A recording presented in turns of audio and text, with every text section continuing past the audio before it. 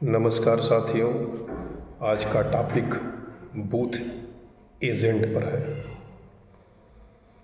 Booth agent या booth अध्यक्ष की किसी भी चुनाव में अहम भूमिका होती है। अगर आप बूथ जीतेंगे तो आप चुनाव जीतेंगे, ये उनकी भूमिका होती है। तो बूथ अध्यक्ष का काम है कि जिस दिन चुनाव निर्धारित समय पर बूथ पर समय से 1 घंटे पहले पहुंच करके बूथ एजेंट कार्ड को अपने बनवा करके चुनाव के मतदान के लिए अपने रिहर्सल मॉक पोल को तैयार करने के लिए EVM control unit, VVPAT unit को रेडी करने के लिए आप दोनों मशीनों में तार लगवाएंगे। तार लगवाने के बाद आप उन मशीनों को चेक कर लेंगे, बैलेट बॉक्स को चेक कर लेंगे। पूरी तरीके से संतुष्ट होकर के आप तत्काल कंट्रोल यूनिट को ऑन कराएंगे। कंट्रोल यूनिट को ऑन कराने पर ही आपको कंट्रोल यूनिट की क्रम संख्या, वीवीपैट यूनिट की क्रम संख्या एवं वोटों की गिनती 00 दिखता है तो आप समझ लीजिए कि अभी कंट्रोल यूनिट में एक भी वोट नहीं पड़े हैं, ईवीएम में एक भी वोट नहीं पड़े हैं। अब आपको मॉक पोल के लिए, रिहर्सल के लिए 50 वोट डालने का पीठासीन अधिकारी द्वारा समय दिया जाएगा।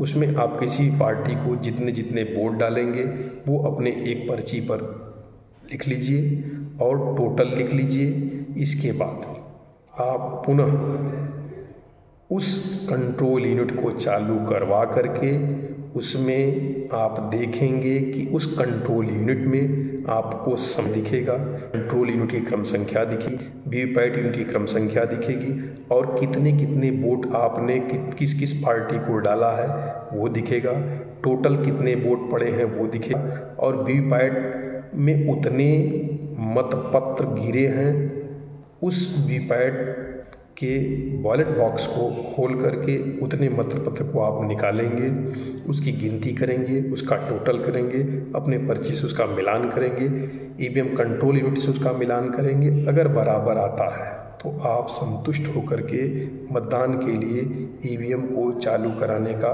इजाज़त देंगे और उस ईवीएम कंट्रोल यूनिट को अपने समक्ष सील करा के उस पर हस्ताक्षर कराएंगे, वीवीपैट यूनिट को सील करा के उस पर हस्ताक्षर करेंगे, पीठासीन अधिकारी का उस पर हस्ताक्षर कराएंगे और मतदान के लिए चालू कर देंगे।